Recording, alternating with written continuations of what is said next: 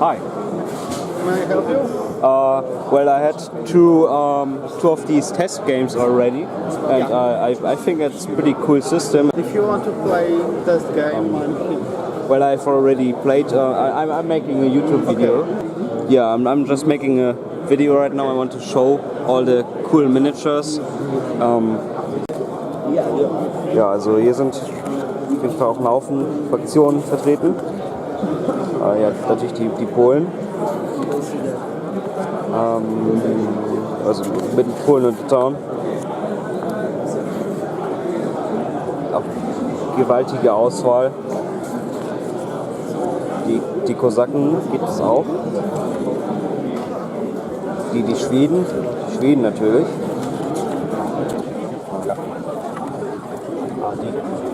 Das Osmanische Reich.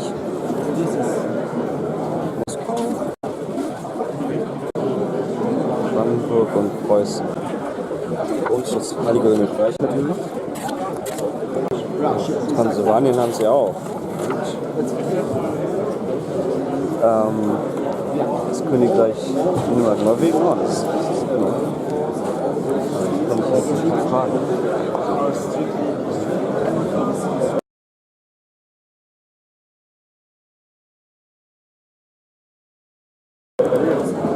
I have a little question. One of the factions here, is this a new one? Because I don't remember this being in the last which piece. One further, I think. The Kingdom of Denmark-Norway. Is this a new one? quite new. We have this army was available as PDF, I think. Okay. 2 years ago, but last year we have published a supplement about Danish army. We have a book covering the Danish wars. Okay. During this period, so the Danish army is introduced as well as a new list for the Swedish army. Okay. Some list for the Polish army, Imperial Army, Brandenburg. So a few armies get Okay. So something new. So another expansion. Yeah. Yes. It's pretty cool. It's this one, Danish Okay. wars. Danish wars. All right. Do you want to say something about the game, maybe? So basically, like like maybe an interview or something, so to speak, or maybe just you explaining the game, maybe a bit to the people on YouTube, if you don't mind. I think I'm quite poor in each interviews, but okay, if you want to start by Fire and Sword, we have. I thought you would maybe just say something about the game, maybe tell us about some of the basic principles. For example. We have these ships here. There are order tokens in Bifur and Sword. The commander is the most important part of your army. Okay, one second, please. Let's go here so we can showcase this a little bit. They are order tokens. We have dedicated order tokens for each army. This one is for the Holy Roman Empire army. Okay. And we have the three different order markers. It's for charge. Basically, you start your round by placing order to each unit with your commander, who I think is this, right? They must be in the proper range from the commander. Basically, it's 20 centimeters, but for expanding more orders, commanders can extend range of the orders by further 20 centimeters. Okay. And if order unit without an order on market can't do almost anything. The unit will be defending if it's attacked, can shoot, but with reduced number of dice. But if we assign order market defense to this unit, this unit will shoot much better. Move order will let you move. Yeah, of course. What is pretty obvious, and the charge order let you charge. Okay. It's the only one way to get into the contact with your enemy to give the charge order to the unit. We have so it's pretty important because a lot of melee weapons, but there's also some ranged weapons, right?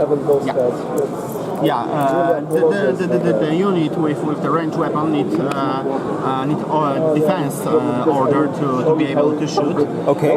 We have also one more. It's fleets. It's the fact that it's not the order, but it's the status. If your unit is fleeing, just you're assigning this token to this unit to remember about it.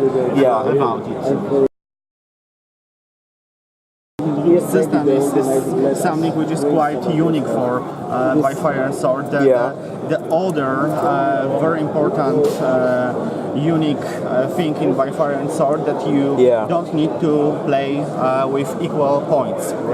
In most of the games you're preparing armies for the same number of points. But like 100 points or something, and both build an army out of those 100 points. And here you can have, say, I know this isn't, I'm not sure how many points it was usually. I think it was like 20 or 30 points, and you can have differences. In the skirmish level, because in by Fire and Sword we have 3 different game level of the game. Okay. The skirmish level is the basic one.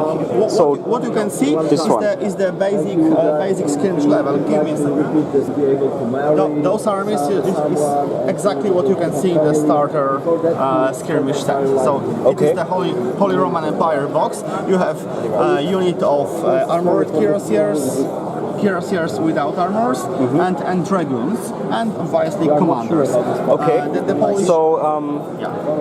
This is skirmish level, but this already looks like, well, it's not a huge battle, but on the table it looks pretty large. So you really need a bigger table, and then you can have massive epic battles.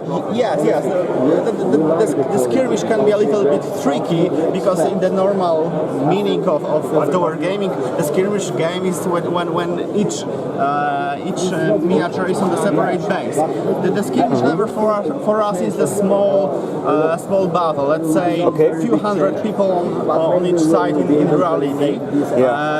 So we have also task force level, which is about 2,000 people on each side. At division level, I think 5,000 and more.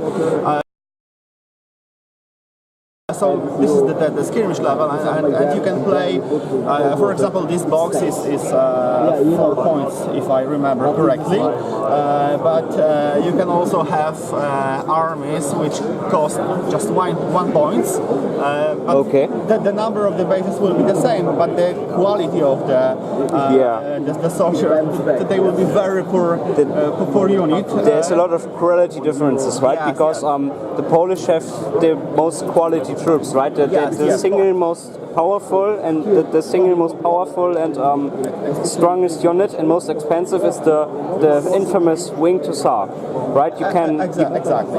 You pay like 5 or 6 points for one base of 3 Winged Hussars. Just one base. One base for 1 point for one base of Winged Hussars. When cavalry is in most cases 2, 3, or 4 bases for 1 point. So the difference is huge. It's a huge difference. And if we go about infantry,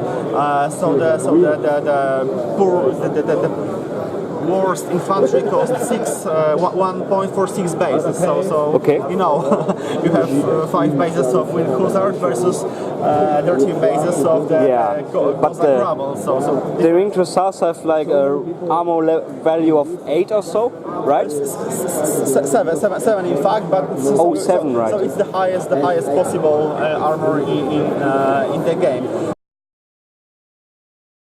Yeah. Probably in the future we may have unit which has armor 8, but okay.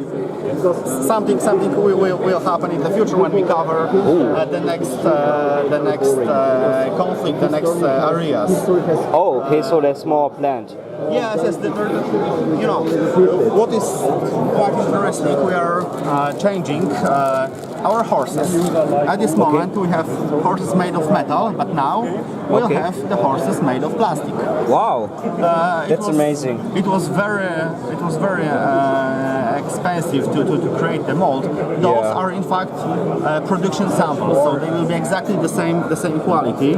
What is extremely important, they are almost it's almost impossible to break these miniatures. You can try to, if they were made of metal, then the tail will be broken. Would be pretty, right?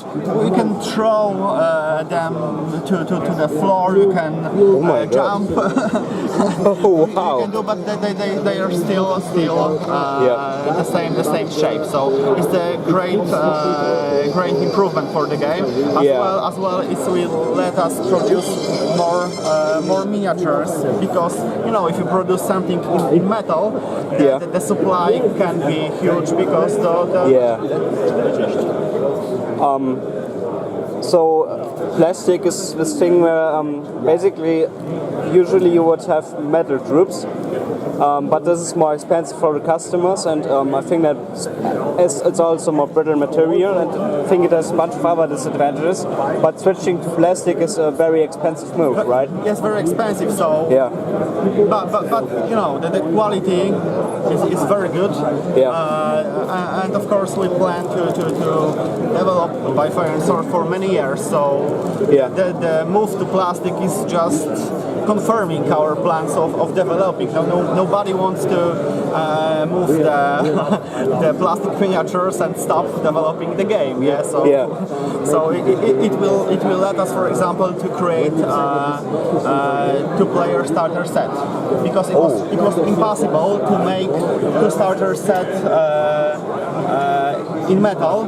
Because of the price.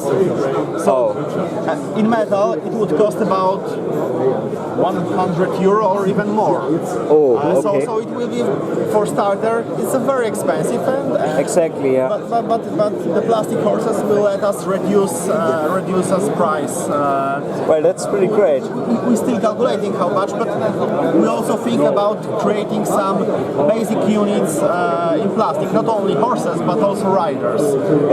Obviously it doesn't have sense for most of the units, but let's say the Polish Cossack style cavalry is the base unit in the Polish army. It might have sense to make them in plastic as well as Turkish Janissaries or other core units. Yeah, because you need a lot of those, right? So that's pretty great.